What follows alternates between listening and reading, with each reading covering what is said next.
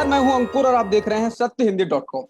सत्य हिंदी की इस खास पेशकश में हम सीधे आपसे जुड़ते हैं, आपसे संवाद करने की कोशिश करते हैं और इसमें हम आपसे आपके सवाल लेते हैं, आपकी राय लेते हैं, जिससे हमारा टू वे कम्युनिकेशन हो सके और डायरेक्ट किसी भी इंफॉर्मेशन को हम इंजेक्ट करने की कोशिश नहीं करते। तो आज हमारे साथ खास मेहमान जुड़े हुए हैं जो आपको आपके सवालों के जवाब देंगे। मुद्दा क्या है आपको पता ही है, लेकिन वो भी बताया जाएगा। उससे पहले एक दूसरे मुद्दे की बात कर लेते हैं और वो ये है कि आप सवाल कैसे पूछें। सवाल पूछने के लिए आसान तरीका ये है, आपकी स्क्रीन के नीचे Q&A का ऑप्शन आ रहा है, वहां पर आप जाएं, अपने सवाल को लिखें और अपना नाम लिखें, पता लिखें, साथ में ये भी लिखें कि वो सवाल है किससे, जिससे वो सीधा सवाल पैनलिस्ट के पास जा सके। उसके बाद कुछ समय के बाद एक और ऑप्शन दिया जाएगा, वो होगा अलाउ टू टॉक, यानी आप डायरेक्ट अपनी आवाज में अपने पैनलिस्ट से सीधे सवाल कर सकते हैं और वो आपका जवाब देंगे। वहां पर भी याद रखें कि जब भी सवाल पूछें अपना नाम बताएं और ये बताएं कि वो सवाल आपका है किससे। और एक ऑप्शन उसके लिए मैं कहूंगा हैंड रेज का ऑप्शन आएगा। जब आप अलाउड टू टॉक वाला जब ऑप्शन आएगा उसमें हैंड रेज करिएगा, तब मैं आपको अलाउ कर दूंगा, लेकिन अभी से हैंड रेज मत करिए क्योंकि वो मेरे को कंफ्यूजन हो जाएगा। तो यहाँ से शुरू करते हैं आगे की जो कॉन्वर्सेशन है। वो आज के हमारे जो होस्ट हैं, CNBC आवाज के पूर्व संपादक हैं, वरिष्ठ पत्रकार हैं, वो आगे बढ़ाएंगे और उन्हीं के वही इंट्रोडक्शन आज के मेहमानों का। जी सर, आलोक सर। धन्यवाद अंकुर। नमस्कार, मैं हूं आलोक जोशी और आप देख रहे हैं सत्यहिंदी.com का खास वेबिनार। क्या मीडिया राक्षस बन चुका है? क्या मीडिया राक्षस बन चुका है? यह सवाल क्यों उठाया जा रहा है? मीडिया के कंधों पे तो बहुत जिम्मेदारी है। इतनी जिम्मेदारी है कि जब लॉकडाउन शुरू हुआ और उस वक्त प्रधानमंत्री नरेंद्र मोदी ने जिन संस्थाओं का जिक्र किया कि इनका होना बहुत जरूरी है, इनके हुए बिना कुछ नहीं होता है, तो उन्होंने मीडिया का भी उसमें जिक्र किया, कहा कि मीडिया का होना बहुत जरूरी है। और ये सच बात है। आपको अगर जानकारी नहीं मिलेगी, आपको सूचना नहीं मिलेगी, तो आपके लिए बहुत मुश्किल हो जाएगा अपनी जिंदगी को सही तरीके से रास्ते पे चलाना। लेकिन फिर हम मीडिया को राक्षस कहने की स्थिति तक कैसे पहुंच गए हैं? क्यों यह सवाल उठने लगा है? क्यों यह सवाल उठ रहा है कि मीडिया की भूमिका क्या सूचना देने लेने से आगे बढ़कर लोगों को, इंसानों को उनके अंदर छिपे हुए जो राक्षसी प्रवृत्तियां हैं उनको सामने लाने में इस्तेमाल होने लगी है? टेलीविजन स्टूडियो में बैठा हुआ एंकर बाहें चढ़ाकर जिस अंदाज में चुनौती दे रहा है, ताल ठोक रहा है, लोगों को न सिर्फ दूसरों के खिलाफ उनके अंदर गुस्सा जगा रहा है, एक तरह से उकसा रहा है। हिंसक भीड़ बनाने की तैयारी हो रही है। और मॉब लिंचिंग हम बहुत सुनते हैं कि लोगों को भीड़ ने घेर घेर के मार डाला। अब टेलीविजन पे लगता है वर्चुअल लिंचिंग की तैयारी हो रही है। किस्सा मीडिया का है, सिर्फ टेलीविजन का नहीं है, लेकिन टेलीविजन आज के दौर में क्योंकि मीडिया का बहुत बड़ा हिस्सा है, इसलिए बात टेलीविजन से शुरू करनी पड़ती है। हमारे साथ जो तीन मेहमान हैं उनका मैं आपसे सबसे पहले परिचय करवा दूं। कमर वहीद नकवी साहब हैं, सत्यहिंदी.com के डायरेक्टर हैं। इससे पहले आज तक के न्यूज डायरेक्टर रहे हैं और आज तक नाम इन्होंने ही दिया है। और उसके पहले प्रिंट टेलीविजन में प्रिंट मीडिया में इन्होंने बहुत लंबी पारी खेली है, बहुत अच्छे अच्छे अखबारों और मैगजीन्स में शानदार काम किया है। न्यूज ब्रॉडकास्टिंग स्टैंडर्ड्स अथॉरिटी, जिस पर जिम्मेदारी है जो टेलीविजन मीडिया है उसके स्टैंडर्ड्स को बरकरार रखने की, उसके खिलाफ शिकायतें सुनने की, उसके 2 बार सदस्य रहे हैं। नकवी साहब से हम सवाल क्या पूछेंगे इस पे बाद में आऊंगा, उससे पहले मैं बाकी दोनों मेहमानों का परिचय करवाना जरूरी समझता हूँ। AK भट्टाचार्य साहब हैं, AKB के नाम से हम लोग इनको जानते हैं। अशोक कुमार भट्टाचार्य इनका नाम है।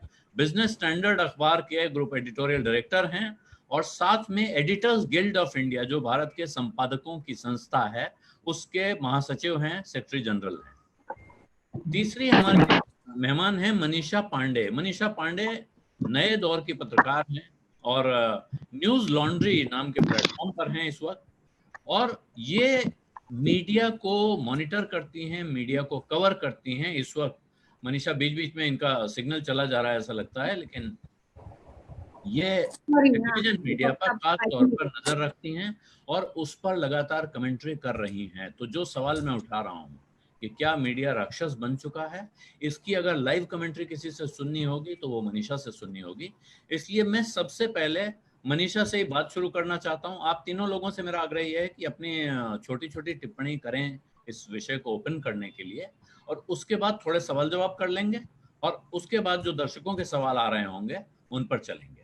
मनीषा, सबसे पहले ये जो सवाल हमने रखा है, क्या मीडिया राक्षस बन चुका है, आपको ये जायज लगता है? आपको लगता है कि मीडिया पर इस तरह का गंभीर सवाल, इस तरह का गंभीर आरोप हमको लगाना चाहिए? मुझे लगता है मतलब हम बहुत टाइम से, 4 साल से अब मैं बहुत क्लोजली टेलीविजन मीडिया को वॉच कर रही हूँ, लेकिन जितना मुझे पहले शक था वो पिछले 2 महीने में कंफर्म हो गया है कि मीडिया अब, जो मीडिया का रोल है, खास करके टेलीविजन मीडिया का जो रोल है, वो एक राक्षस के समान आप कह सकते हैं, या बहुत डेंजरस रोल है।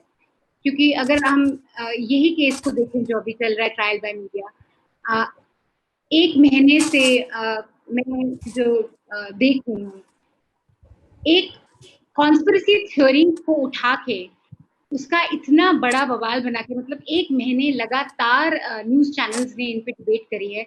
जो नंबर 1 हिंदी का चैनल है अब, जो अभी रिसेंटली टीआरपीज में रिपब्लिक भारत है, उन्होंने आज तक को बीट कर दिया है। पिछले 30 डिबेट्स में से 27 डिबेट्स उन्होंने इस केस पे रखे हैं, और वो डिबेट्स का फैक्ट से कोई लेना देना नहीं है। वो डिबेट्स सोशल मीडिया की कॉन्स्पिरेसी थ्योरीज हैं, वो डिबेट्स कीचड़ उछालना है, वो डिबेट्स मन घड़त बातें उठा के उनके बारे में, उनका मतलब जैसे सोप ऑपरा में एक आप प्लॉट ट्विस्ट लेके फिर उसको खींचते रहते हैं, वो उसका काम हो रहा है। और उस डिबेट के बाद आप देखें, एक इंसान अब जेल में जाने वाला है, और ये पिछले 1 महीने में हमारे जीडीपी का स्तर जो गिरा है, उस पर डिबेट्स नहीं हुई हैं। हमारे बाढ़ जहां आई है उस पर डिबेट्स नहीं हुई हैं। नीट एग्जाम की जो जो चिंता थी स्टूडेंट्स को, उन पे डिबेट्स नहीं हुई हैं। सिर्फ एक केस पे इतनी डिबेट्स हुई हैं। तो मुझे लगता है राक्षस का काम तो बहुत, मतलब आई थिंक बहुत, आपने स्ट्रॉन्ग वर्ड लोगों को लगेगा, लेकिन बहुत करेक्ट वर्ड है, क्योंकि ना ही हमें, ये तो हम धक्का भी रहे आम लोगों को, लेकिन जो लोग इनका टारगेट बनते हैं टीवी मीडिया की कवरेज का, उन लोगों को बहुत रियल लाइफ कॉन्सिक्वेंस फेस करना पड़ रहा है। तो मुझे लगता है कि ये बिल्कुल एग्जैजरेट करना नहीं होगा अगर हम राक्षस बोलें। जी, मैं नकवी साहब आपके पास आना चाहता हूँ। अपना माइक आप अनम्यूट कर लें, मैं जब तक आपसे सवाल पूछूं इतनी देर में। तो ये जो मनीषा कह रही हैं, देखिए मैंने, और इसलिए मनीषा से मैंने बात शुरू की कि ये टेलीविजन मीडिया का हिस्सा नहीं है, ये उस न्यूज रूम के अंदर उस होड़ में शामिल नहीं है। जो टेलीविजन के न्यूज रूम के अंदर जो लोग काम कर रहे होते हैं, वो शायद लगातार उनके ऊपर ये दबाव बना हुआ है परमानेंटली कि उनको एक टीआरपी की लड़ाई में आगे निकलना है। आपने भी ये दबाव काफी समय झेला होगा, लेकिन ये टीआरपी की लड़ाई कहीं जाकर रुकनी चाहिए। और इसी के लिए शायद जब न्यूज ब्रॉडकास्टर्स एसोसिएशन ने एनबीएसए बनाया था, तब उसके पीछे ये विचार भी रहा होगा कि हमें कहीं तो दायरा तय करना होगा, क्योंकि अगर हम दायरा नहीं तय करेंगे तो जाहिर है ये समाज या ये सरकार हमारे लिए कोई दायरा तय करेगी, हमारे ऊपर कोई सेंसरशिप न हो। इसके लिए एक अपना सेल्फ रेगुलेटरी मैकेनिज्म बनाया गया, लेकिन क्या वो काम आ रहा है? हाँ, लोग, आपका ये कहना बिल्कुल सही है कि जब 2007 में सेल्फ रेगुलेटरी मैकेनिज्म बना, उसके पीछे एक बहुत बड़ा कारण ये था कि उस समय मीडिया पे जो कंटेंट चल रहा था और काफ़ी ज़्यादा चल रहा था, करीब करीब सभी चैनलों पे चल रहा था, सांप बिच्छू, भूत प्रेत, चमत्कार वगैरह वगैरह, और काफ़ी इसको लेके चिंता थी। मीडिया के लोगों के अंदर भी चिंता थी, जो लोग इस तरह का कंटेंट चला रहे थे उनको भी चिंता थी कि ये चीज़ सही नहीं है। लेकिन जैसा कि आप जानते हैं कि अगर लाल बत्ती पर काम नहीं करे तो चौराहे पर हर जगह से हर आदमी घुसता है। तो जब आप अनरेगुलेटेड हैं और जब किसी प्रकार का कोई, किसी के भी लिए किसी प्रकार का कोई रेगुलेशन, कोई मानक, कोई स्टैंडर्ड नहीं हो, तो हर आदमी अपनी मन मर्जी करता है। तो उस समय यूपीए सरकार ने इस विषय को बहुत गंभीरता से लिया और उस समय कुछ सेमिनार ऐसे आयोजित कराए उन्होंने, और तब लोगों को लगा कि भाई अगर ये मीडिया को हम लोग सुधारेंगे नहीं तो सरकार कोई रेगुलेटरी मैकेनिज्म बना देगी और फिर हमारे ऊपर थोप देगी। तो उसके बाद उसी उसमें न्यूज़ ब्रॉडकास्टर्स एसोसिएशन, जो न्यूज़ चैनल मालिकों की संस्था थी, वो बनी, और उसका पहला जो है वो एनबीएसए का गठन हुआ, जिसके जस्टिस वर्मा चेयरमैन थे और 9 सदस्य उसमें होते हैं।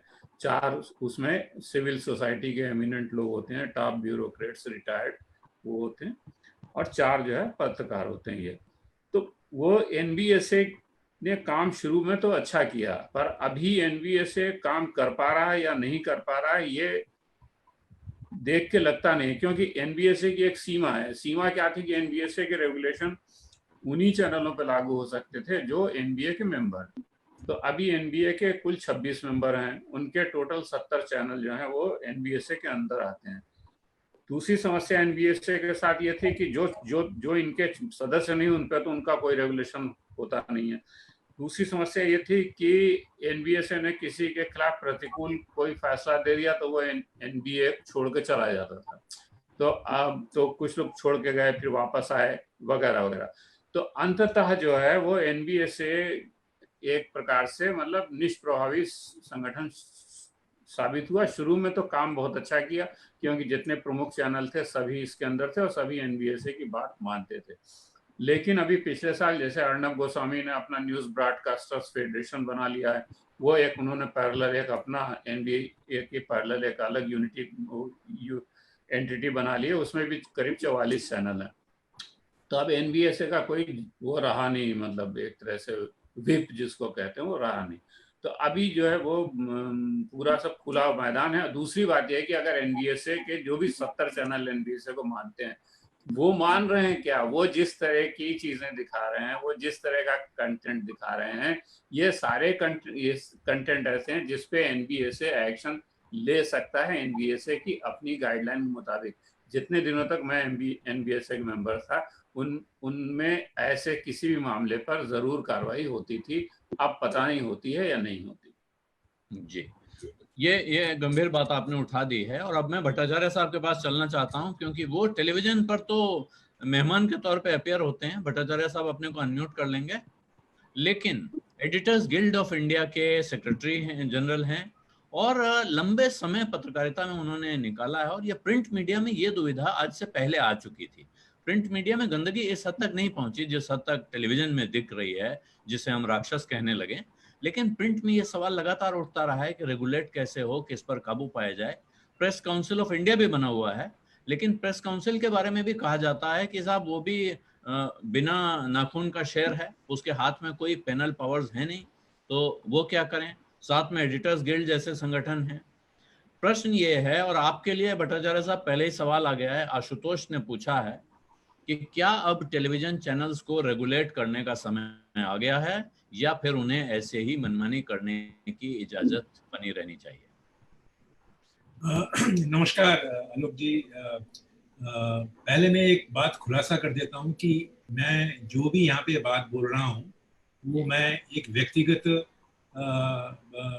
एक पत्रकार के हिसाब से हैसियत से बोल रहा हूं।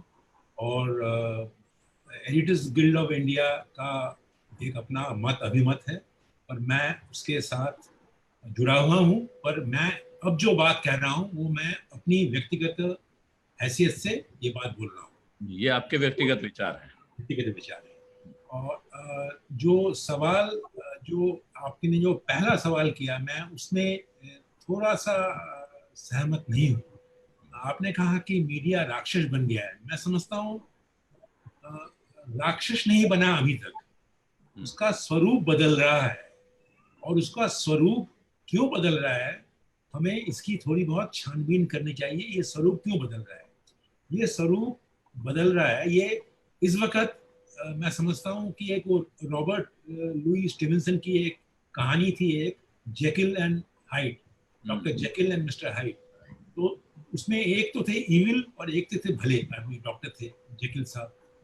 पर यहाँ पे मुझे लग रहा है कि जो मीडिया के ऊपर जो प्रेशर जो आया है अभी तक, उससे इसके दो फेस की एक फेस का एक हम को दिखने को आ रहा है। एक फेस तो है कि जो वो मार्केट की ओर देखता है, और दूसरा फेस ये है कि वो जो पॉलिटिकल इन्फ्लुएंसेस, पॉलिटिकल जो जो जो नैरेटिव जो है उसको देख रहा है। मार्केट का जो एक इन्फ्लुएंस जो आया है वो मैं समझता हूँ कि 1980 के दशक से आना शुरू हुआ, जब मीडिया का जो निर्भरशीलता मार्केट रेवेन्यू में ज्यादा हो गया और रीडर की रेवेन्यू से, यानी जो लोग अखबार खरीदते हैं या जो टीवी चैनल में सब्सक्राइब करते हैं उनकी रेवेन्यू कम हो गई और मार्केट की रेवेन्यू ज्यादा आ गई, एडवर्टाइजर्स की रेवेन्यू ज्यादा आ गई।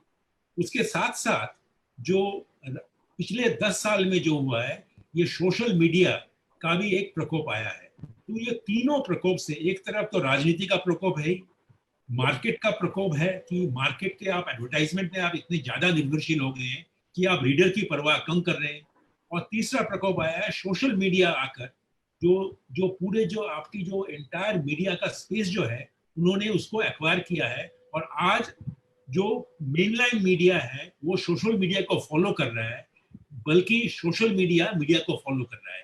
तो मैं समझता हूँ ये तीनों चीज जो हुए हैं, तीनों चीज से आज आप मीडिया का स्वरूप राक्षस शायद बन जाएगा एक दिन, पर इस वक्त वो जेकिल हाइड, और मैं समझता हूँ कि एक तरफ से एक जेनस जो ग्रीक भगवान है, उसके दो फेस थे, उसके एक तो आगे देखता था और एक पीछे देखता था। तो ये अद्भुत एक छवि हम मेरे सामने आ रही है। जो सवाल आपने किया, मैं समझता हूँ कि बेस्ट कोर्स मीडिया के लिए मैं समझता हूँ कि सेल्फ रेगुलेशन है। मैं अभी भी इस बात में विश्वास रखता हूँ कि सेल्फ रेगुलेशन का ही एक जो भविष्य में मीडिया को बचा सकती है। क्यों कह रहा हूँ कि अगर आप ये रेगुलेशन अगर कोई एजेंसी को दे दें, तो उस एजेंसी का ऐसा कोई प्रभाव आ सकता है जो प्रभाव से मीडिया के ऊपर किस तरह से मीडिया जाएगा, किस इन्फ्लुएंस में जाएगा, मैं समझता हूँ ये आपके कंट्रोल में नहीं रहेगा। सो मीडिया के अच्छे भविष्य के लिए मैं समझता हूँ सेल्फ रेगुलेशन एक अच्छा एक तरीका है।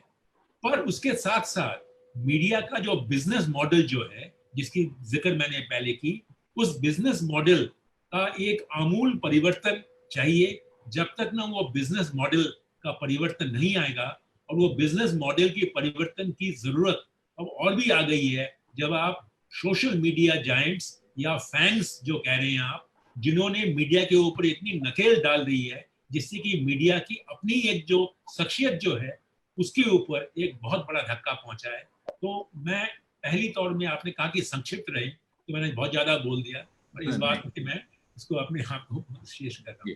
नहीं, ये बात आपने एक तरह से सही कही, लेकिन एक बात जो आपने कही है, अब उस पर मैं नकवी साहब के पास चलूंगा, उसके बाद मनीषा के पास भी चलूंगा, कि भट्टाचार्य साहब ने कहा कि जब रेवेन्यू का जो रास्ता है, यानी कमाई का जो रास्ता है, वो सब्सक्राइबर या दर्शक की तरफ से नहीं है, विज्ञापन पे ज्यादा निर्भरता बढ़ रही है, ये परेशानी पैदा करता है।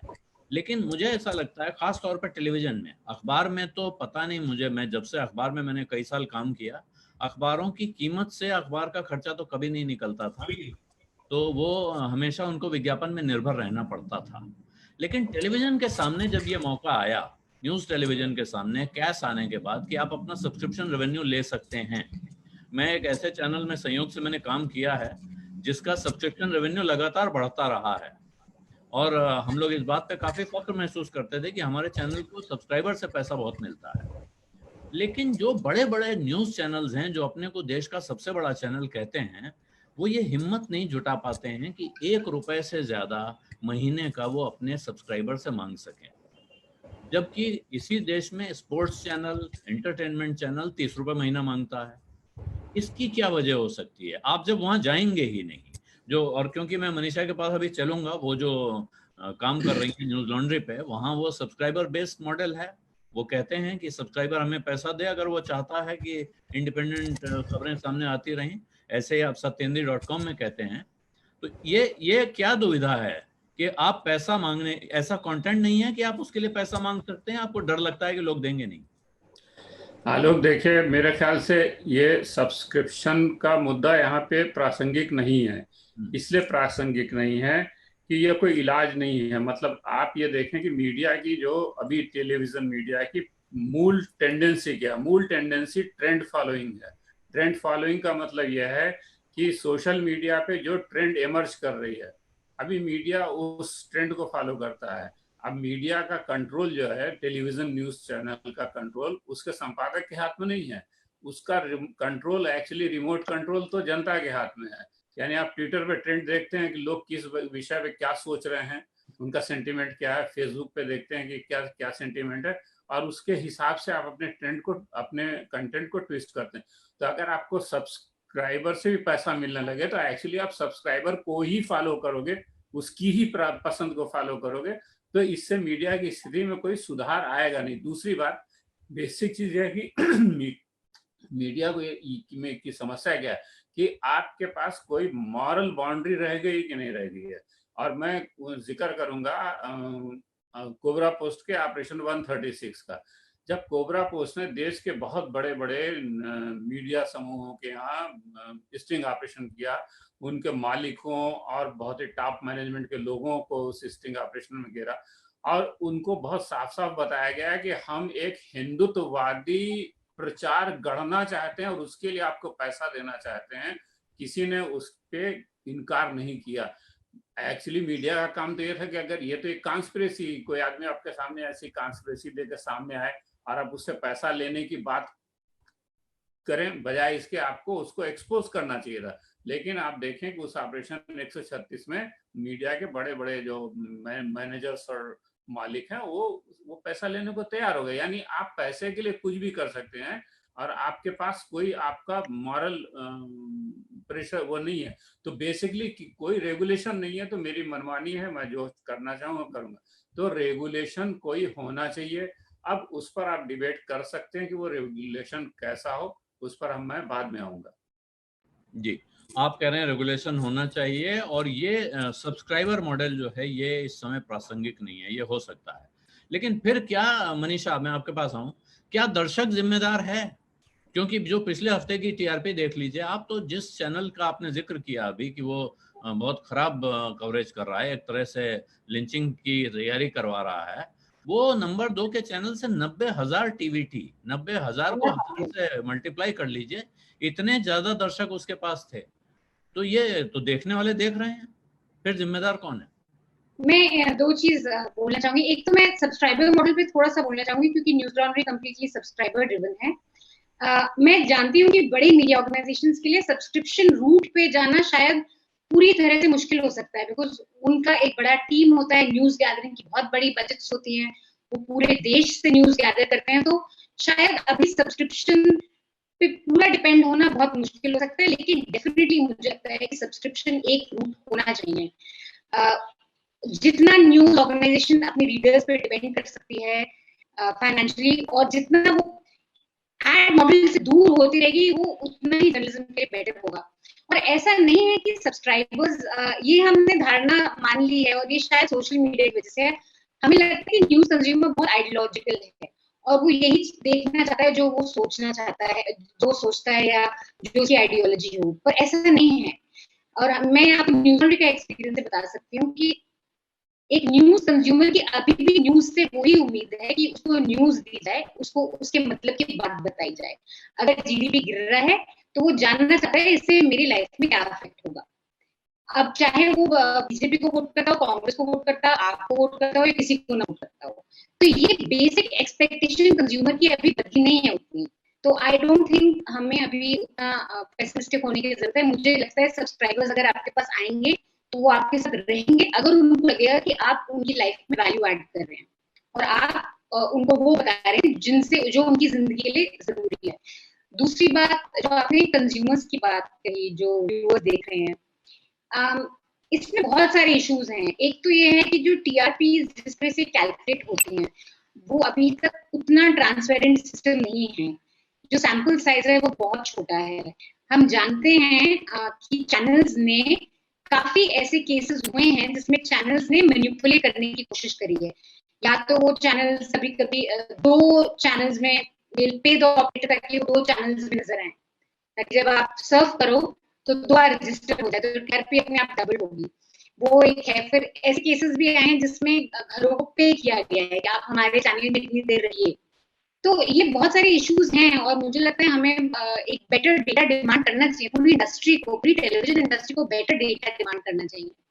तो मैं ज्यादा, हालांकि ये सच है, जैसे कि आप रिया के सुशांत केस में देख लीजिए, ऐसा नहीं है कि इंटरेस्ट नहीं है लोगों में, क्योंकि वो परफेक्ट केस है, बॉलीवुड है, उसमें सेक्स, ग्लैमर, ड्रग्स भी अभी डाल दिए गए हैं, सब कुछ है। तो गॉसिप की वैल्यू तो सोसाइटी से कभी कम नहीं होगी, लोग देखना चाहेंगे। लेकिन क्या उतनी वैल्यू है कि लोग 24 घंटे वो देखना चाहेंगे? मुझे नहीं लगता, क्योंकि हमें बहुत कंप्लेंट्स आती हैं हमारे व्यूअर्स से कि वो लोग तंग आ गए हैं कि टीवी में सुबह से लेकर शाम तक यही नाटक चल रहा है। लोग चाहते हैं कि उनको कुछ और दिखाया जाए, लोग चाहते हैं कि अगर इकोनॉमी की हालत ऐसी है तो कब बेटर होगी, या उनके लिए क्या है इसका मतलब है। तो पूरी तरह से व्यूअर पे ब्लेम कर देना मुझे लगता है टीवी एंकर्स, टीवी इंडस्ट्री की लेजीनेस है, अपनी लेजीनेस को छुपाने के लिए कि चलो अगर हम तमाशा करके हमारा काम चल रहा है तो करते हैं, हम क्यों, और व्यूअर्स पे ब्लेम कर देते हैं कि भाई आपको देखना है तो हम दिखा रहे हैं। इट्स समथिंग लाइक जो ड्रग पेडलर्स बोलेंगे कि भाई आपको नशा करना है तो हम दे रहे हैं, उसमें हमारी तो कोई गलती नहीं है। तो ये बहुत मुझे लगता है थोड़ा सिंपलिस्टिक है। और ऑफ कोर्स ये तो फैक्ट है, news can not compete with entertainment even in TRP. लेकिन अगर न्यूज को टीआरपी कमानी है तो न्यूज को ये डिसाइड करना होगा कि वो न्यूज चैनल है कि टीआरपी कमाना चाहते हैं या वो इंटरटेनमेंट गॉसिप देख के फिर टीआरपी कमाना चाहते हैं, फिर आप उस रूट पे जाइए, लेकिन फिर न्यूज चैनल नहीं कह सकते अपने आप को। जी मनीषा, थोड़ी आपकी आवाज में भी समस्या हो रही है, बात सुनाई पड़ रही है, बहुत जो लोग बहुत ध्यान से सुन रहे हैं उनको साफ सुनाई पड़ रही होगी, लेकिन थोड़ी उसमें सिग्नल की प्रॉब्लम हो रही है। नकवी साहब, मैं आपके पास वापस आना चाहता हूँ। ये टीआरपी की जो कहानी है मनीषा ने अपने सामने रखी, इसके बाद और एक सवाल आया है कि अगर टीआरपी ही रिस्पॉन्सिबल है सब चीजों के लिए, और आप इतने लंबे समय से यहाँ हैं, हमने एक समय देखा है जो बहुत लंबे समय तक कि कुछ चीजों पे एक अनरिटन सा रूल था, पाबंदी थी, ये नहीं कहेंगे कुछ भी हो जाए। जैसे धर्मों के नाम नहीं लिए जाते थे सांप्रदायिक झगड़े में। अब यह हाल है कि आप नाम लेना तो छोड़ दीजिए, मतलब मार डालने के आह्वान करते हुए आपको टेलीविजन एंकर दिखाई पड़ते हैं और जिहाद छेड़ रहे हैं। ये स्थिति कैसे आ गई और क्या इसका इलाज ये हो सकता है कि टीआरपी बंद कर दी जाए? देखिए, न्यूज ब्रॉडकास्टर्स एसोसिएशन ने एक बार ये भी प्रयास किया था कि टीआरपी हफ्ते के बजाय महीने में आए, और 2011 की बात है, और उन्होंने टाइम को बाकायदा रिजोल्यूशन भेजा कि साहब टीआरपी जो है वो आनी चाहिए हफ्ते के बजाय मंथली। टाइम ने उसको मना कर दिया। तो इसलिए ये बात की टीआरपी खत्म की जा सकती न्यूज चैनलों की, ये तो संभव नहीं। लेकिन जैसा कि आपने कहा, मैं करीब 8 साल तक मैंने आज तक के न्यूज डायरेक्टर के तौर पे टीआरपी कैसे काम करती है, क्या उसके इन और आउट हैं, उसको बड़ी गहराई के साथ देखा है। तो ऐसे में मैं ये कह सकता हूं कि वे टीआरपी का जो मैकेनिज्म है वो कैसे काम करता है, मुझसे बेहतर शायद बहुत। सवाल पूछ लूं आपसे, बीच में जोड़ रहा हूं, लेकिन ये टीआरपी का जो सवाल है, पहले ऐसा होता था कि लोगों के घरों में ऐसे कनेक्शन नहीं थे। अब तो केबल से भी कनेक्टेड हैं तो डिजिटल हैं, और जो डीटीएच वाले हैं वो भी डिजिटल हैं। अब तो ये सुविधा उपलब्ध है कि ऑपरेटर चाहे तो पढ़ सकता है कि किस वक्त कौन इंसान क्या चैनल देख रहा है। तो फिर एक इतना ट्रांसपेरेंट मैकेनिज्म क्यों नहीं बनाया जाए कि जिसमें साफ साफ दिखाई पड़े रियल टाइम कि किसने क्या देखा, सच सामने आए।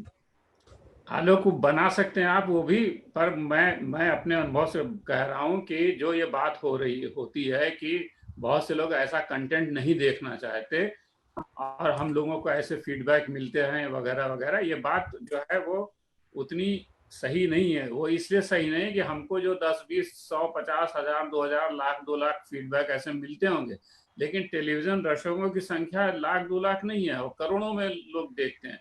हम भी सत्य हिंदी चला रहे हैं और हमें मालूम है कि हमारे पास लोग कितने लोग आते हैं हमको देखने के लिए। तो और मतलब हम भी सब एक तरह से मेंबरशिप स्कीम कर रहे हैं, क्राउड फंडिंग कर रहे हैं, और हमें मालूम है कि हमको पैसा देने वाले कितने लोग हैं।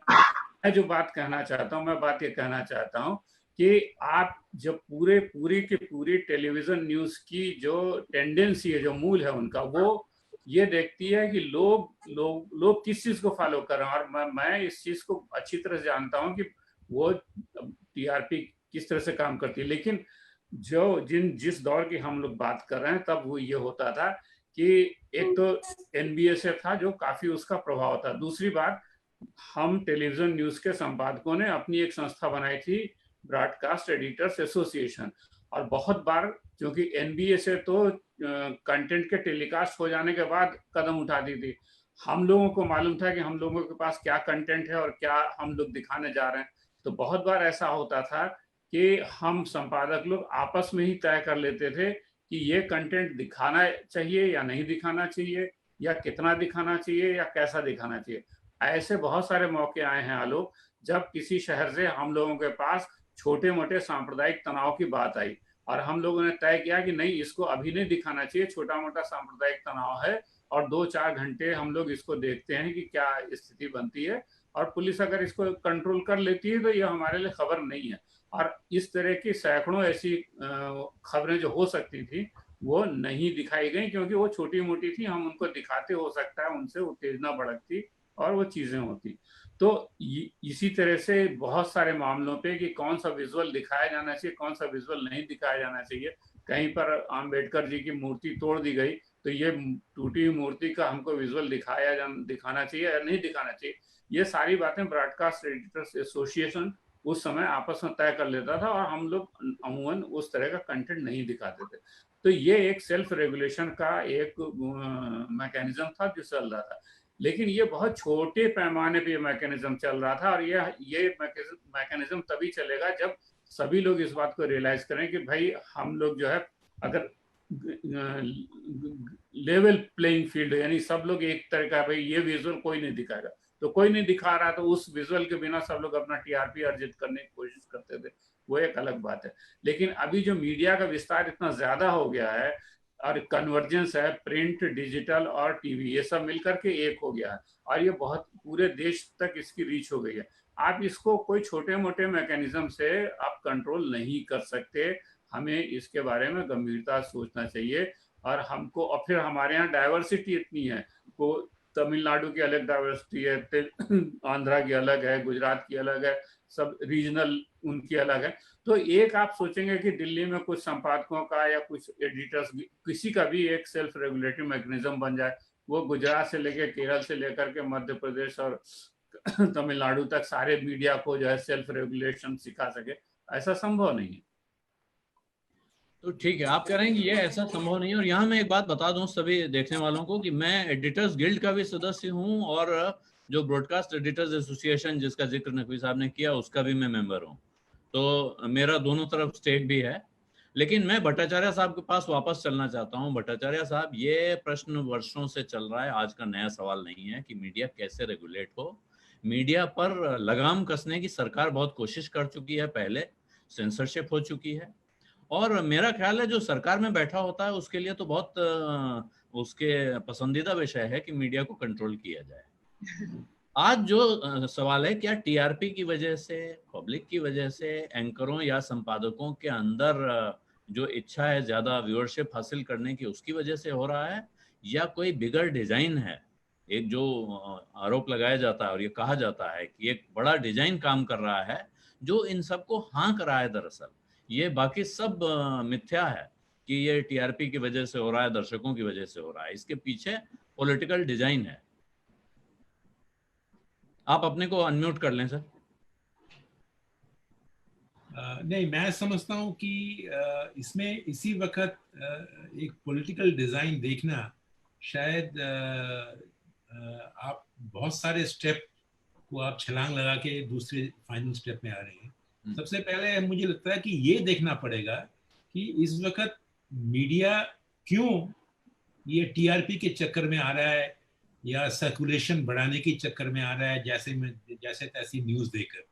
इसका कारण मैं समझता हूँ कि एक तो मैंने कहा कि एक जो मार्केट की जो एक डिपेंडेंस जो है, मार्केट के ऊपर डिपेंडेंस है, ये एक कारण है।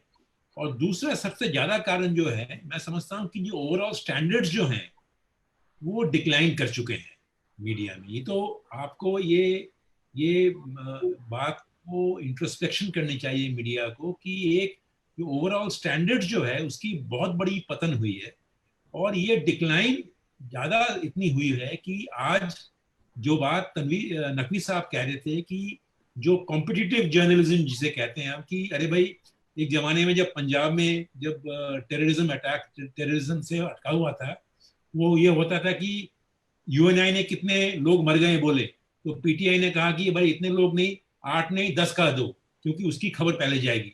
तो उस जगह से हम आज ऐसी जगह में पहुंचे हैं जहां पे किस तरह से हम आइदर टीआरपी में आ सकते हैं या किस तरह से हम सर्कुलेशन बढ़ा सकते हैं।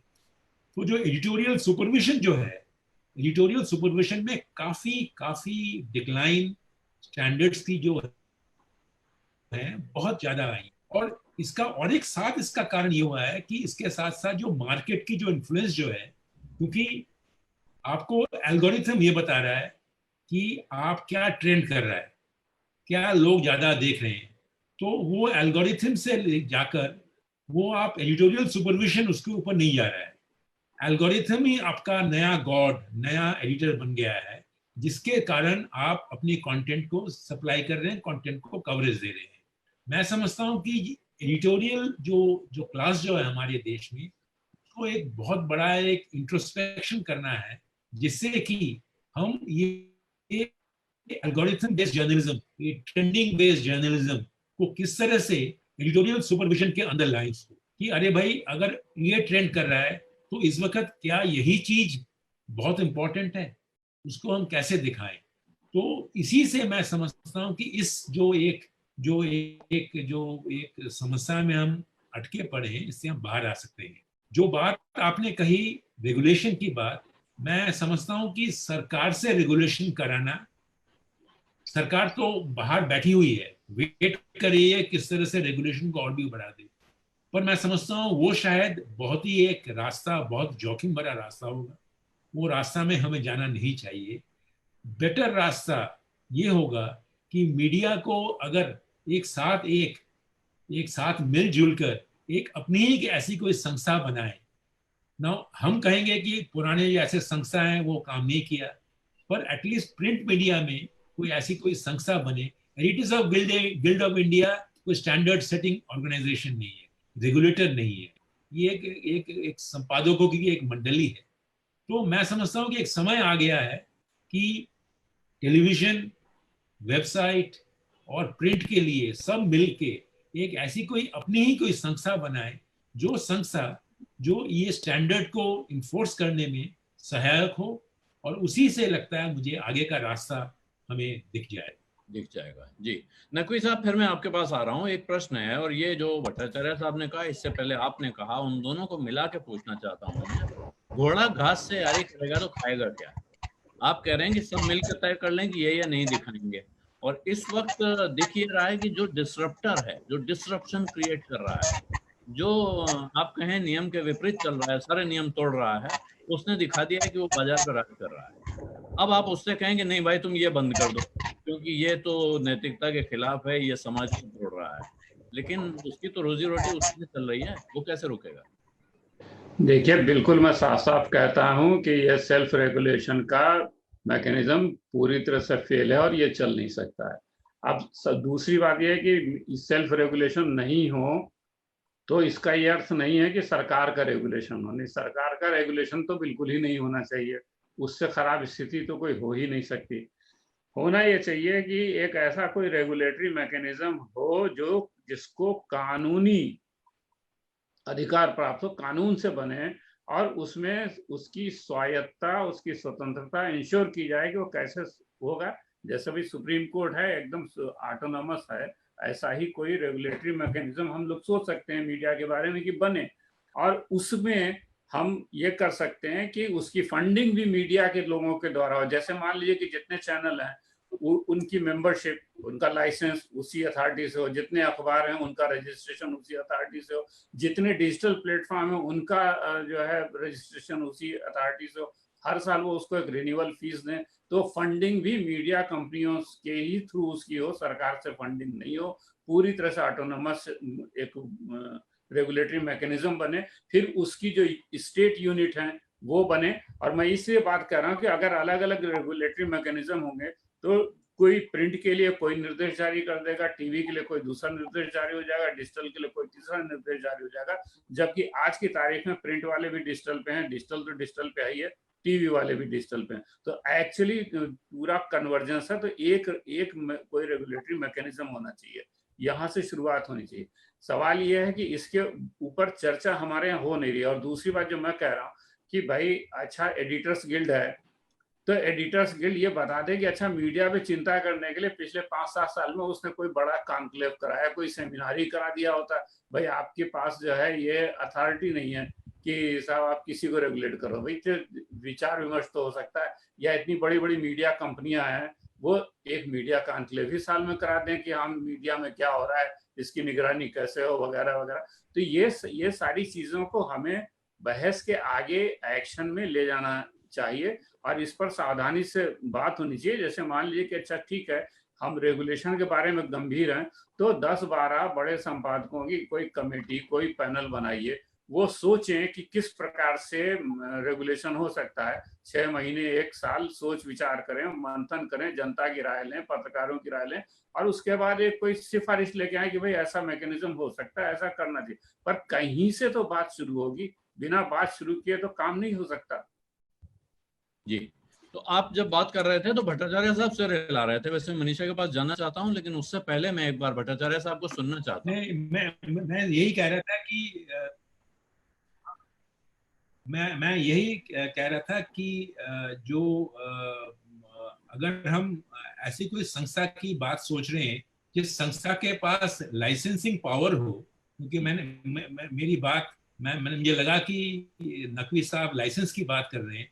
मैं समझता हूँ लाइसेंस की बात, ये ऐसा सोच मीडिया के लिए इतना सबसे बड़ा धक्का नहीं होगा, उससे ज्यादा कोई बड़ा धक्का नहीं होगा, क्योंकि लाइसेंस करने की अधिकार मैं समझता हूं किसी को नहीं।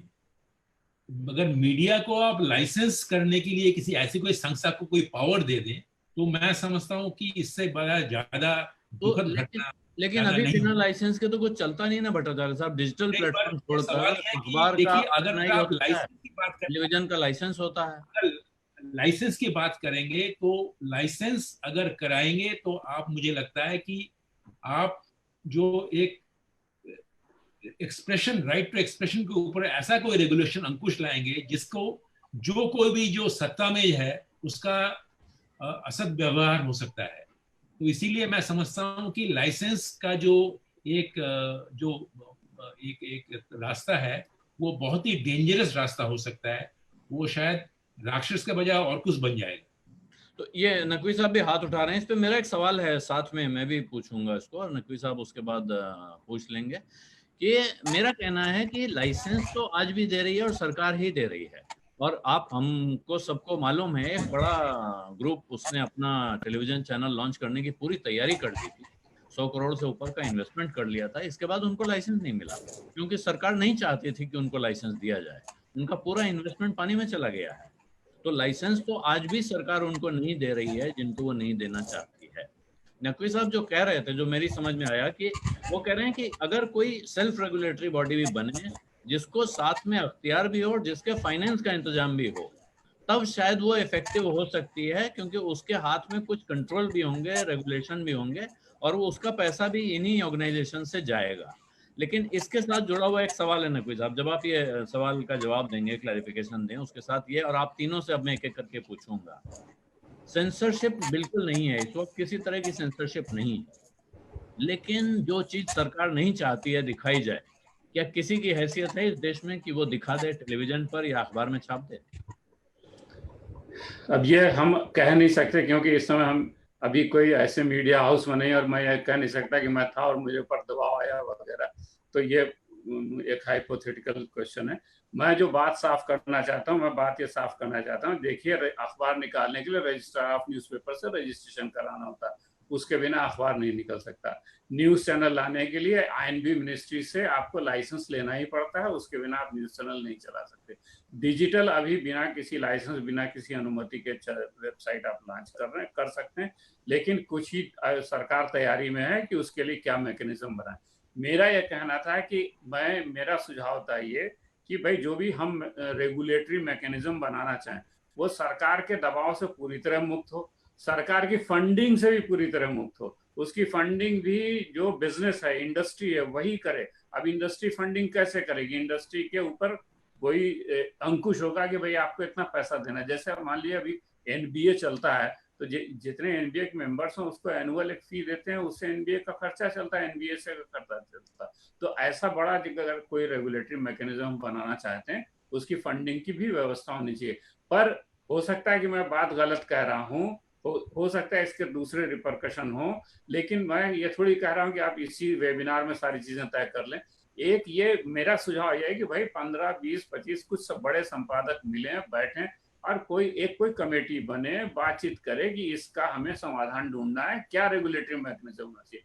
किसी न किसी निष्कर्ष पे तो चले, बहस शुरू हो, अखबारों में छपे, एडिटोरियल लिखे जाए, लेख लिखे जाए, कहीं तो पता चले कि हाँ अच्छा जी हम गंभीर हैं। अच्छा आप लिखेंगे, अखबारों में छपेगा, उस पर चर्चा होगी, तो जाहिर सी बात है सरकार भी दबाव में आएगी और दूसरे न्यूज चैनल्स और मीडिया हाउसेस भी दबाव में आएंगे कि नहीं हमारे ऊपर ये किसी तरह का ये हमारी निगरानी हो रही है, हमारी आलोचना हो रही है, हम कटघरे में हैं, हम जो है वो बिल्कुल मनमाना नहीं कर सकते। तो ये अपने आप में बहुत बड़ी चीज है।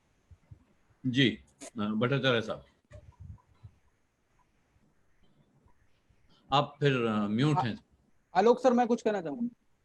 हाँ अंकुर सर, मुझे लगता है आप दर्शकों को शामिल करना चाहिए सर। एक लास्ट कमेंट ले लूं भट्टाचार्य साहब और मनीषा का, और उसके बाद मैं आपके पास आता हूँ सवाल। जी भट्टाचार्य। जो चीज नकवी साहब ने कहा, मुझे लग रहा है कि हम एक सेल्फ रेगुलेशन की तरफ पहुंच रहे हैं जी। अगर इंडस्ट्री अपने आप ये सब चीज को तैयार करे, रेगुलेशन की बॉडी बनाए, सब कुछ बनाए, तो जो चीज बात मैं पहले कह रहा था कि सेल्फ रेगुलेशन ही इसका एक हल है, बाहर का कोई बॉडी रेगुलेट करने की जरूरत नहीं है।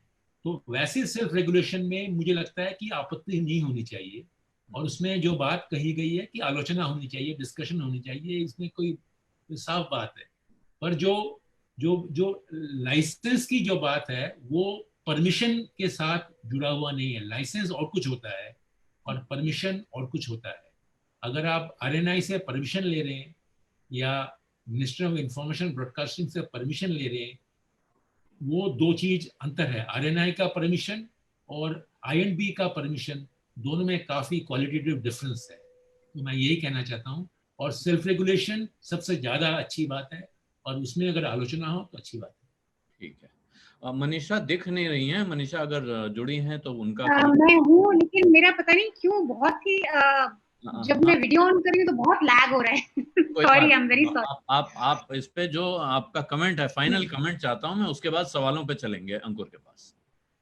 आई थिंक फाइनल कमेंट्स के तौर पे मैं एक नकवी जी की बात बहुत मुझे सही लगी कि इंडस्ट्री लीडर्स साथ में आके बात करें, क्योंकि जैसे वो पहले करते थे कि ये खबर हमें लगता है सेंसिटिव है तो हम सब मिलके डिसीजन लें कि हम नहीं चलाएं। एक छोटा सा एग्जांपल मैं आपके दर्शकों को देना चाहती हूँ, जो चैनल्स में चल रहा है आजकल। ये एक नंबर 1 चैनल है अगेन। इनके चैनल में ब्रेकिंग न्यूज जो अक्सर दिखाते हैं वो स्टिंग ऑपरेशन दिखा रहे हैं आजकल। और वो स्टिंग ये होता है, वो बेसिकली स्टिंग इस तरह दिखा रहे हैं कि जो रिपोर्टर है वो अपनी ऑफ द रिकॉर्ड कॉन्वर्सेशन को रिकॉर्ड करके चला रहा है। तो उस स्टिंग में आप सुन सकते हैं, जैसे रिपोर्टर शायद किसी डॉक्टर के पास गया हो कि भाई हमें पोस्टमार्टम के बारे में बताइए, और रिपोर्टर की आप बात सुन सकते हैं कि सर ये बिल्कुल ऑफ द रिकॉर्ड है, हम नहीं चलाएंगे सर, आप आप हमें बताइए, और वो सरप्टिशियसली रिकॉर्ड कर रहे हैं उनको। ये बिल्कुल मीडिया एथिक्स के अगेंस्ट है। लोग जर्नलिस्ट सोर्स को बचाने के लिए जेल तक जा चुके हैं। सोर्स को प्रोटेक्ट करना, सोर्स की आइडेंटिटी नहीं रिलीज करना, ये बहुत बेसिक जर्नलिस्टिक एथिक्स हम लोग सीख के बड़े हुए हैं। ये बेसिक तौर पे जब एथिक्स ब्रेक हो रहे हैं, और इसका इफेक्ट आप इंडस्ट्री अलग नहीं, मतलब नजरअंदाज नहीं कर सकती। इसका मतलब ये है कि लोग आगे टीवी जर्नलिस्ट से मिलने में बहुत डरेंगे कि कहीं रिकॉर्ड करके मेरा स्टिंग ना चला दें। जब ये सब चीजें हो रही हैं तो श्योर एक चैनल ये सब कर रहा है, लेकिन 5 दूसरे चैनल क्या कर रहे हैं? वो क्यों नहीं इंडस्ट्री की लीडरशिप मिल के डिसाइड करे कि ये जो हो रहा है ये शॉर्ट टर्म गेम में ठीक है, हमें व्यूअरशिप मिली, हमने हंगामा क्रिएट कर दिया, लेकिन लॉन्ग टर्म गेम में जो हम ट्रस्ट लूज करेंगे न्यूज गैदरिंग के वक्त, न्यूज दिखाते वक्त, वो सारा हम सब पे अफेक्ट होगा। तो I do think that as a closing comment, I think Naqvi ji really hit the nail on the head कि एक इंडस्ट्री लीडरशिप साथ आए, और चाहे कितने भी पोलराइज हो, चाहे किसकी भी कोई भी आइडियोलॉजी या कितना भी कंपटीशन हो, लेकिन ये रियलाइज करना चाहिए कि जिस तरह से जिस दिशा में टेलीविजन न्यूज एटलीस्ट जा रहा है, 5 साल में आप व्यूअर्स का ट्रस्ट खो देंगे, आप न्यूज गैदरिंग के टाइम आपको बहुत प्रॉब्लम्स आने वाली हैं, और एक ऐसा टाइम आ जाएगा कि लोग आपको दिल start viewing you as enemies. Already ये होने लगा है, आप रिपोर्टर्स से पूछिए, कितनी बार वो फील्ड जाते हैं, उनको गालियां सुननी पड़ती है लोगों से कि तुम टीवी वाले आ गए। अगर आपको ये रोकना है तो industry leaders have to get together. ये सिर्फ एक चैनल की प्रॉब्लम नहीं है, ये सबकी इंडस्ट्री की प्रॉब्लम है। तो I would really second Naqvi ji in terms of leadership coming together. जी, तो अब हम अंकुर के पास चलते हैं। अंकुर, आपके पास जो सवाल हो और किसके लिए हैं साथ में बताते चलें। जी सर, जो पहला सवाल है उन्होंने अपना नाम भी नहीं लिखा और ये भी नहीं लिखा है कि किससे सवाल है। तो उनका नाम तो है ऑनर, और उन्होंने ये पूछा है, तो ये नकवी सबके पास मैं सवाल भेज रहा हूँ। उन्होंने पूछा है कि मीडिया जो जहां पर पहुंच गई है उसका जो जो टीआरपी ही एक कारण है, टीआरपी रेस, या कोई बड़ा एजेंडा है? दोनों ही बात हो सकती है। ऐसा नहीं है कि टीआरपी तो एक बड़ा कारण है ही है, लेकिन पिछले काफी समय से, और हम लोग पिछले कम से कम 5-6 साल से देख रहे हैं कि मीडिया के एक बहुत बड़ा तबका एक खास तरह के एजेंडे से चल रहा है, और वो एक खास तरह के एजेंडे से स्टोरीज बना रहा है। मैं इसका तो सीधा सीधा उदाहरण आप देख लें, पालघर लिंचिंग का वाला मामला है, जिसमें कैसे आप बिल्कुल झूठे तथ्यों पर एक अपनी कहानी खड़ी करते हैं। तबलीगी जमात का मामला है सामने, आपको मालूम है कि पिछले एक डेढ़ महीने तक वो कैंपेन चला और बाद में सारी बातें झूठी साबित हुई। ये और एक कहानी तो मुझे याद है, राजस्थान में कुछ औरतें कहीं किसी घर में थूकते हुए उनके विजुअल थे। अब मीडिया ये कह रहा है कि ये कौन औरतें हैं ये हम जानते नहीं, पुष्ट नहीं है ये क्या कर रही हैं, लेकिन ये थूक रहे हैं। तो एक तरह से वो लोगों के माइंड में डाउट, संदेह क्रिएट कर रहा था कि ये मुसलमान औरतें हैं शायद, जो लोगों के घरों में थूक रही हैं और ताकि कोरोना फैले। यानी आपको मालूम है कि आप जो विजुअल दिखा रहे हैं ये विजुअल कंफर्म नहीं है। जो महिलाएं थूकते हुए दिखाई दे रही हैं उनकी आइडेंटिटी का पता नहीं है, लेकिन आप इशारे कर रहे हैं कि साहब ये चीज थूक रही हैं, डाउट है, हम कंफर्म नहीं कर सकते कौन लोग हैं। ये मीडिया का काम नहीं है। और जैसा कि अभी वो मनीषा कह रही थी, ये सब एथिक्स के खिलाफ है। मीडिया का पहला एथिक्स है कि भाई आपको र्यूमर मॉन्गर थोड़ी होना, आपको अफवाहें थोड़ी फैलाना, आपको डाउट थोड़ी फैलाना है। आपको तो डाउट का समाधान करना, डाउट का निराकरण करना। अगर अफवाहें फैल रही हैं तो सही तथ्य के साथ अफवाहों का समाधान करना कि नहीं ये अफवाह गलत है। तो कुल मिलाकर के जो मीडिया जब ये ऐसा करता है तो हमको मानना पड़ता है कि ये चीज केवल टीआरपी के लिए नहीं हो रही है, ये चीज एजेंडे के साथ भी हो रही है। जी आलोक सर, कुछ कह रहे थे आप? हाँ, मैं ये कह रहा था, इसी में एक सवाल जोड़ूंगा नकवी साहब, और ये आशुतोष का सवाल आया हुआ है सामने। वो कह रहे हैं जो टीवी पर खुलेआम एंटी मुस्लिम कैंपेन चलता है, ये क्या लाइसेंस की गाइडलाइंस के हिसाब से संभव है? जो टेलीविजन लाइसेंस इशू होता है उस समय गाइडलाइंस मिलती हैं, उन गाइडलाइंस का वायलेशन हो रहा है, फ्लाउट हो रही हैं, इनको कौन देखता है? टेलीविजन की गाइडलाइंस अगर आपने पढ़ी हो तो आप पाएंगे कि वो गाइडलाइन ऐसी है कि जब चाहे आप उसकी जैसी व्याख्या कर सकते हैं और जब चाहे आप ना करें। तो आप सेम ही तरह के मामले में किसी को उस सूली पे टांग सकते हैं और किसी के बारे में कह सकते हैं कि इसके बारे में कोई जो है वो मामला नहीं बना। मिसाल के तौर पर मैं आपको दूंगा, पठानकोट में जो आतंकवादी हमला हुआ था उसकी जो मीडिया ने कवरेज की थी, एनडीटीवी को सिंगल आउट किया गया। सेम कवरेज बहुत सारे दूसरे चैनलों ने की थी, उनके खिलाफ कोई मामला नहीं बनाया गया। तो ये पूरा का पूरा सरकार के ऊपर निर्भर है, और पूरी वो सारी की सारी गाइडलाइन बिल्कुल वेग हैं। उसका आप जैसा चाहें वैसा अर्थ जब चाहे तब निकाल सकते हैं। अगला सवाल जो है वो भट्टाचार्य सर ये पूछ रहे हैं, विक्रम पाठक जी हैं, इन्होंने कहा है कि पहले भी सरकारों ने मीडिया पर काबू करना चाहा, आज कुछ नया हो रहा है क्या?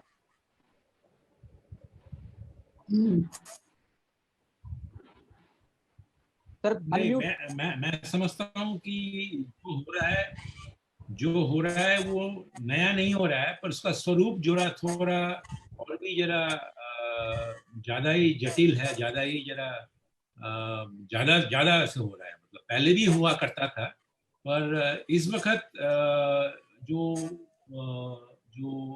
रूलिंग एस्टैब्लिशमेंट की जो अप्रोच जो है मीडिया को, कि जो भी जो भी होती है वही देशद्रोही बन जाता है।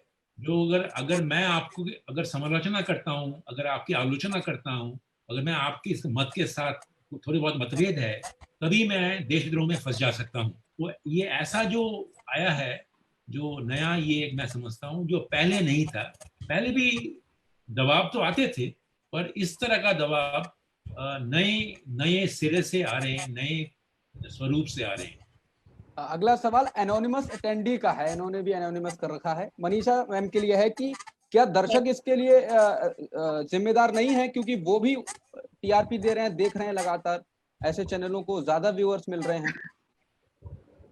ये मैंने पहले क्वेश्चन में आंसर अपने पॉइंट में नोट किया, पता नहीं शायद उस टाइम आवाज या तो ठीक नहीं थी, लेकिन मुझे लगता है ये दर्शकों को सिर्फ ब्लेम करना एक बहुत बड़ी एंकर्स की लेजीनेस है, एडिटर्स की लेजीनेस है। वो अपनी इनकॉम्पिटेंस को छुपाने के लिए दर्शकों को ब्लेम कर देते हैं कि भाई दर्शक देखना चाहता है तो हम दिखा रहे हैं। मुझे अभी भी लगता है बहुत इंटरेस्ट है लोगों का न्यूज में अच्छा कंटेंट देखने का। लोग देखना, लोगों की एक्सपेक्टेशन न्यूज चैनल या न्यूज या जर्नलिस्ट से वही है कि उनको इन्फॉर्म करें, उनको बताएं कि कैसे उनके आसपास जो हो रहा है उनको अफेक्ट करेगा। तो जरूर ये रीजन है कि कुछ लोग देखते होंगे, लेकिन जहां मैं न्यूज कंज्यूमर को ब्लेम करूंगी वो दो चीजों में। एक तो आप लोग पैसा नहीं देना चाहते न्यूज के लिए, ये बहुत बड़ी प्रॉब्लम है। आप लोगों को रियलाइज करना पड़ेगा, अगर आप नेटफ्लिक्स का सब्सक्रिप्शन ले सकते हो, अगर आप अमेज़न का ले सकते हो, ZEE5 का ले सकते हो, तो आपको न्यूज का सब्सक्रिप्शन लेना पड़ेगा।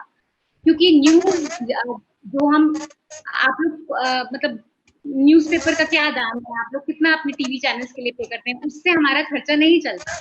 तो जितना हम एड्स पे डिपेंड करेंगे, जितना हम आईबॉल्स पे डिपेंड करेंगे, उतना ही हम तमाशा दिखाएंगे लगा। लेकिन अगर हम आप पे डिपेंड करेंगे तो फिर हम आपकी प्रॉब्लम्स को सेंटर पे रखेंगे, तो फिर हम न्यूज कंज्यूमर्स को सेंटर पे रखेंगे। तो दर्शकों का जहां तक रोल है, मुझे लगता है दो चीजें। एक तो न्यूज के लिए पे करना शुरू कर दीजिए, जितनी आपकी कैपेसिटी है सब्सक्रिप्शन लीजिए, और दूसरा अच्छी पत्रकारिता को इनकरेज करिए।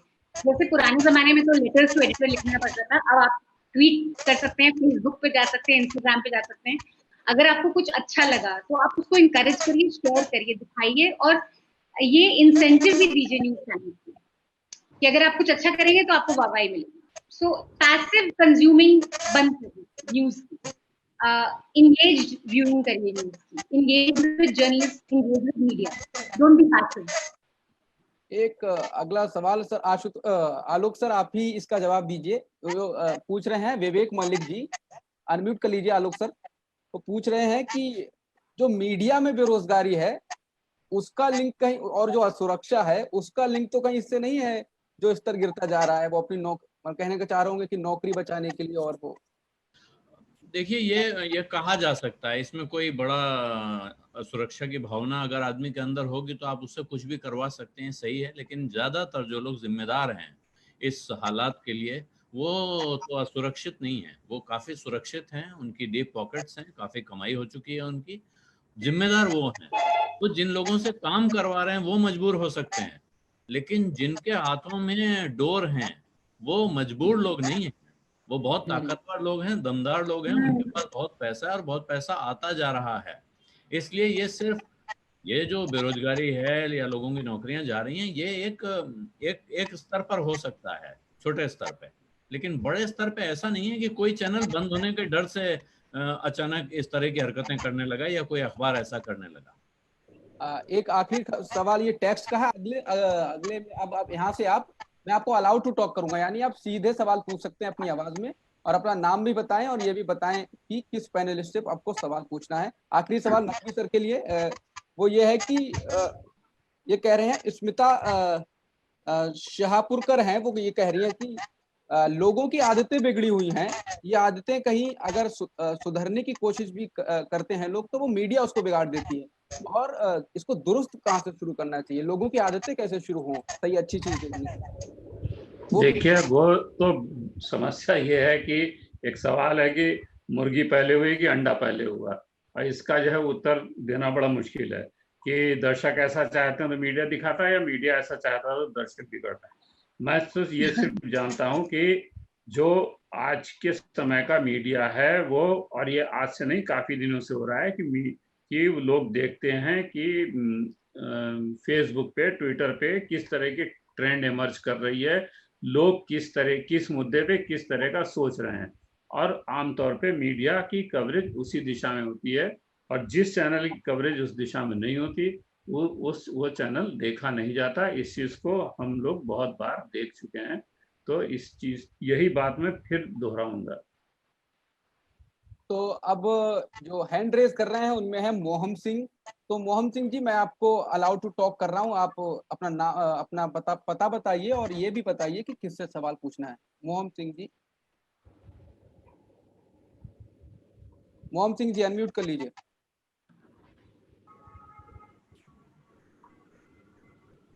जी सवाल पूछ। सर मेरा सवाल ये है कि जब हम आवाज सुनाई नहीं पड़ रही। आवाज नहीं सुनाई। नहीं, लिख कर ही भेज दें। मेरा ख्याल अब समय भी नहीं है अंकुर, अगर अगला कोई है। जी जी, डॉक्टर अत्री, मैं आपको अलाउ टू टॉक कर रहा हूँ। डॉक्टर अत्री जी, आप अनम्यूट कर लीजिए। Hello sir, can you able to listen me? Hello. Yes please go ahead. हाँ सर, मेरा जो क्वेश्चन है आलोक जी से है। आलोक जी, वैसे मैं आपको बड़ा फॉलो करता था जब आप CNBC में आते थे जी। तो एक कॉमन मैन की तरह जैसे हम शाम को डिबेट देखते हैं तो हम चाहते हैं कुछ एक ओरिजिनल चीजें जो क्या देश में हो रहा है वो पता चले। लेकिन हमें 7-8 दिन में पता चल गया जो मीडिया है that is biased towards government. तो ये इनको कोई लीगल कुछ इनके कुछ किस तरह से रेस्ट्रिक्शन लगती है? सेकेंडली, जो प्रवक्ता आते हैं वो ऐसे लैंग्वेज बोलते हैं, मतलब जैसे कुछ जो इससे दंगे होने के चांसेस भी होते हैं, ऐसे मैनिपुलेट कर देते हैं। इनको भी कोई रोकने का चांस कुछ है? क्योंकि हम चाहते हैं कि हमें अब देखना है, हमें न्यूज़ पता करनी है। बैठे मैं तो वर्किंग सुबह सुबह से शाम तक मैंने अपना काम करना, शाम को मैंने कुछ इन्फॉर्मेशन लेनी है और मीडिया एक सोर्स है। अच्छा, तो ये इतना जो क्या मैं सवाल के जवाब पे आता हूँ। मैं बात समझ गया आपकी, थोड़ा कट भी रही है आवाज। जो मनीषा ने भी कुछ देर पहले कहा, मैं वापस वो बात कहना चाहूंगा और वो मुझे उसमें कोई शक शुबा नहीं, मैं बार बार कहता हूँ। मैं एक छोटा सा YouTube चैनल चलाता हूँ, वन आलोक जोशी उसका नाम है। हम सत्य हिंदी पे काम करते हैं और बड़े प्लेटफॉर्म चल रहे हैं डिजिटल में। लोग पैसा खर्चा अगर आप नहीं करना चाहेंगे, अंग्रेजी की एक कहावत है, इफ यू वांट टू पे peanuts you will get monkeys. आप मूंगफली खिला के गुजारा करना चाहते हैं तो आप बंदर का ही तमाशा देख पाएंगे। हम बचपन से बड़े हुए हैं, आज की तारीख में भी मैं अखबार पढ़ता हूँ और उनसे मुझे जानकारी मिलती है, केवल खबर नहीं मिलती है। मैं अपना ज्ञान बढ़ाने के लिए भी अखबार के बटेदारे साहब का अखबार पढ़ता हूँ, उसके एडिटोरियल पेज को पढ़ के मुझे बहुत जानकारी मिलती है, तमाम तरह का मेरा ज्ञान विस्तार होता है। अगर टेलीविजन ज्ञान बढ़ाने में मदद नहीं कर रहा है तो मैं उस टेलीविजन को क्यों देख रहा हूँ? और जो चैनल विस्तार कर रहा है, क्या मैं उसके लिए पैसा देने को तैयार हूँ? क्या हम डिजिटल पे जो चैनल अच्छी जानकारी दे रहा है उसके लिए पैसा खर्चा करने को तैयार हैं? अगर नहीं है तो फिर सवाल हमको अपने आप से पूछना चाहिए। रहा सवाल कि सरकार क्यों नहीं रोकती है, प्रवक्ता जैसा बोलते हैं, तो प्रवक्ता जैसा बोल रहे हैं और कई कुछ किस्सों में हुआ है कि उनके खिलाफ मुकदमे हो जाते हैं, वो भी जनता के सामने रास्ता खुला हुआ है। लेकिन अगर यही तमाशा देखा जा रहा है, यही तमाशा चल रहा है, हर रोज एक से बढ़कर एक, किसी दिन स्टूडियो में हाथापाई अभी हुई है, अभी ठीक से मारपीट नहीं हुई है, लेकिन हाथापाई। और ये जो मेरी अपनी जानकारी है कि ये जो प्रवक्ता आपको लड़ते भिड़ते देखते हैं, बहुत बुरी तरह ऐसा लगता है कि अगर मौका मिल जाए तो जान ले लेंगे दूसरे की, उसी स्टूडियो से गले में हाथ डाल के बाहर निकलते हैं। बहुत अच्छे मित्र हैं एक दूसरे के, ये सिर्फ हमको और आपको दिखाने के लिए लड़ रहे होते हैं। विरोधी पार्टियों के नेता भी, उनको टेलीविजन का कैमरा ऑन होते ही ऐसा लगता है कि कोई चाबी भर गई और वो गाली बकना शुरू कर देते हैं। गालियां लिटरली नहीं कह रहा हूँ, लेकिन जिस अंदाज में दे रहे हैं, अब तो कभी कभी आ गई है। एक बहुत मशहूर पूर्व सेना अधिकारी हैं जो गाली देते हुए देखे गए टेलीविजन पे। अब आप क्या कहेंगे? इसका कंट्रोल या तो उस चैनल के हाथ में होगा कि उनको अगली बार से ना बुलाए, लेकिन अगर उस चैनल को लग रहा है नहीं ये तो बहुत बढ़िया भाई, वो वाला प्रोग्राम बड़ा शानदार हिट हुआ, कैसे नहीं बुलाएं, इनको बार बार बुलाओ। दूसरा चैनल भी उनके पीछे लगता है कि साहब उन्हीं को बुलाओ, क्या बढ़िया पैनलिस्ट हैं। कुछ लोग हैं जिनका करियर इसी बात से बन गया है कि वो टेलीविजन में काम की बात करने के अलावा सब कुछ कर लेते हैं। इसीलिए हर टेलीविजन चैनल चाहता है कि शाम की डिबेट में भाई उनको जरूर बुला लो, बहुत बढ़िया एंटरटेनमेंट करते हैं। तो अब आप टेलीविजन चैनल पर एंटरटेनमेंट देखना चाहते हैं, आप देखते हैं, टेलीविजन चैनल वो दिखाता है। इसमें सरकार क्या कर सकती है? इसमें जो हम कर सकते हैं दर्शक के तौर पे और हम कर सकते हैं पत्रकार के तौर पे। ये कि आप अच्छे कंटेंट का पैसा देना शुरू कीजिए, आदमी अच्छा कंटेंट बनाना शुरू करे। फरीद जी, मैं आपको अलाउ कर रहा हूँ, आप सवाल पूछ सकते हैं। फरीद जी अनम्यूट कर लीजिए। आलोक अड्डा जी, मैं आपका प्रोग्राम अक्सर देखता रहता हूँ, और सत्य हिंदू में और आलोक अड्डा में, और आप लोगों से बस यही एक हमारा रिक्वेस्ट है कि आप अपने जो सत्य पे कायम है उस पे कायम रहिए। हम लोग आपका साथ देते हैं, लेकिन जो और मीडिया है, चैनल है, जो सिर्फ बाजारू बन गए हैं, सिर्फ उनको अगर वो यही चाहते हैं तो उनको अश्लील से अश्लील प्रोग्राम दिखाना चाहिए, उनकी टीआरपी और बढ़ेगी और सारे लोग उनको पसंद करेंगे। जब इसी का सिर्फ टीआरपी और पैसा कमाना ही रहेगा, उनसे देश से कोई मतलब नहीं। देशभक्ति क्या यही है कि सिर्फ पैसा कमाना है और देश जो है भाड़ में जाए? अब इस सवाल का जवाब तो मैं क्या दे सकता हूँ, लेकिन ये आपने टिप्पणी कर दी है, इस टिप्पणी एक टिप्पणी है और ये टिप्पणी इसका एक पक्ष है। और मेरा ख्याल है अब अंकुर और कोई सवाल हो तो उसका लें, अब खत्म किया जाए, क्योंकि जी सर, तो सवाल इससे ज्यादा आप समय लास्ट के छोटे छोटे 2 सवाल ले लेता हूँ, काफी लोग हैं। तो प्रतीक यादव जी, मैं आपको अलाउ कर रहा हूँ, आप सवाल पूछ सकते हैं। प्रतीक यादव जी अनम्यूट कर लीजिए। प्रतीक यादव जी नहीं, वो अनम्यूट नहीं हो पा रहे हैं। आशुतोष नेरकर, मैं आपको अलाउ कर रहा हूँ। आशुतोष जी। हेलो हेलो, मैं सुन पा रहे आलोक सर? हाँ बोले सर। इकोनॉमी पे कोई चैनल बात नहीं करता है आजकल। टीवी चैनल में देखा जाए इकोनॉमी पे आप बात करते हो, रात में मैं 10 बजे भी देखता हूँ स्टडी वगैरह खत्म होने के बाद, लेकिन स्टूडेंट के लिए कोई बात करे तो रिवेंज हो जाता है। हर एक बात में रिवेंज निकालने के लिए हर कोई बैठा है। आप कह रहे हैं इकोनॉमी में कोई बात नहीं करता। मैं भट्टाचार्य साहब के पास चलता हूँ, क्योंकि वो तो बिजनेस का अखबार निकालते हैं, सबसे शानदार अखबार माना जाता है इस देश का। तो आप भट्टाचार्य साहब, कितने लोग आपको बुलाते हैं डिबेट पे, इकोनॉमी पे बात करने के लिए?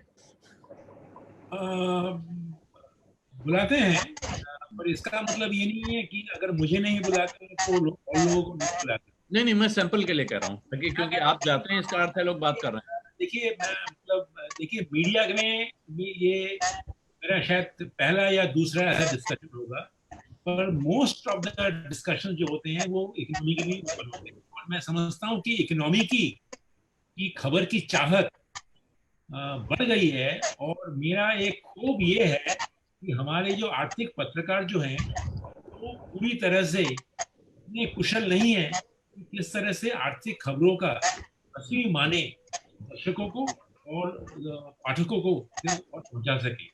तो क्योंकि आर्थिक पत्रकारिता में एक नई चीज, एक बहुत ज्यादा कुशलता की प्रयोजन है। मैं समझता हूँ कि राजनीतिक रिपोर्टिंग से एक दर्जा आगे मैं मानता हूँ, क्योंकि उसमें एक नई स्किल्स की जरूरत है, अंडरस्टैंडिंग की जरूरत है इकोनॉमिक। तो मोस्ट ऑफ द जो इकोनॉमिक डिस्कशन होती है, मैं समझता हूँ कि जो रिपोर्टिंग जो होती है वो बहुत ही अच्छी लेवल की नहीं होती है, बहुत ही अच्छी होनी चाहिए, क्योंकि हमारे साथ जीवन के साथ जुड़ा हुआ है। तो मैं यही कहूँगा। आखिरी सवाल लेते हैं, और इनका नाम देवेंद्र जी। देवेंद्र जी, मैं आपको अलाउ कर रहा हूँ, ये आखिरी सवाल है, आप पूछ सकते हैं। हेलो जी सर, मेरा नाम देवेंद्र है, मैं स्टूडेंट हूँ, यहाँ यूपीएससी की तैयारी कर रहा हूँ दिल्ली में, मुखर्जी नगर में।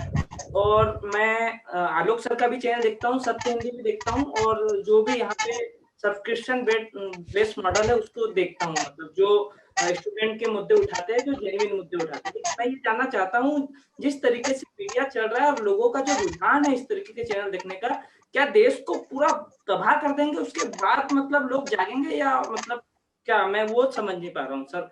बस मेरी चिंता यही है कि देश बर्बाद ही कर हो जाएगा ये जो न्यूज चैनलों में जो माहौल है जो चल रहा है उसको देख के।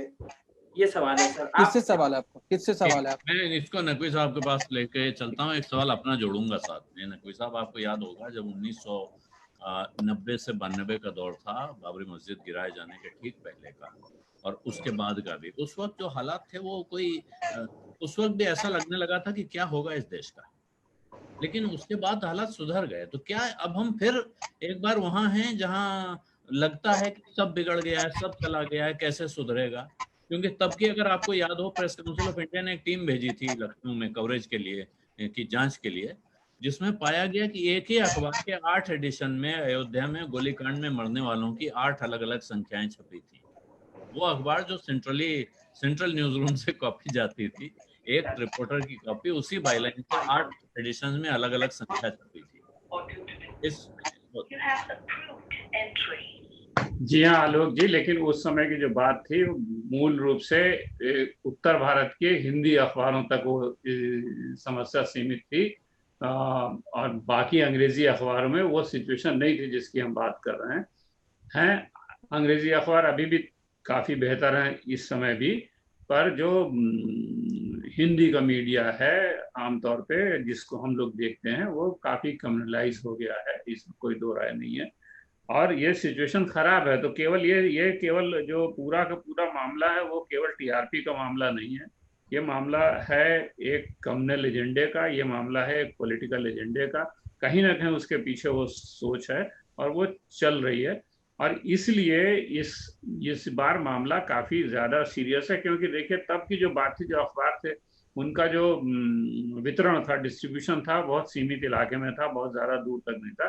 टीवी पूरे देश में पहुंच रहा है, देश के बाहर भी पहुंचता है, और आप एक तरह का जो कम्युनल हेट्रेड का जो माहौल बनाए हुए चले जा रहे हैं, वो माहौल पूरे देश को बर्बाद कर रहा है। वो जो जहर है वो पूरे देश को गोल रहा है। दूसरी बात है कि उस जमाने में सोशल मीडिया नहीं था, ट्विटर नहीं था, व्हाट्सएप नहीं था, फेसबुक नहीं था, तो जो स्प्रेड है हेट का, वो जो मीडिया से, मेन स्ट्रीम मीडिया से जो स्प्रेड निकल रहा है, वो स्प्रेड मल्टीप्लाई होता है लाखों गुना ट्विटर, फेसबुक वगैरह वगैरह। तो अभी जो सिचुएशन है वो काफ़ी ज़्यादा ग्रेव है, काफ़ी गंभीर है, काफ़ी अलार्मिंग है, और इसलिए हम लोगों को इसके बारे में गंभीरता से सोचना चाहिए।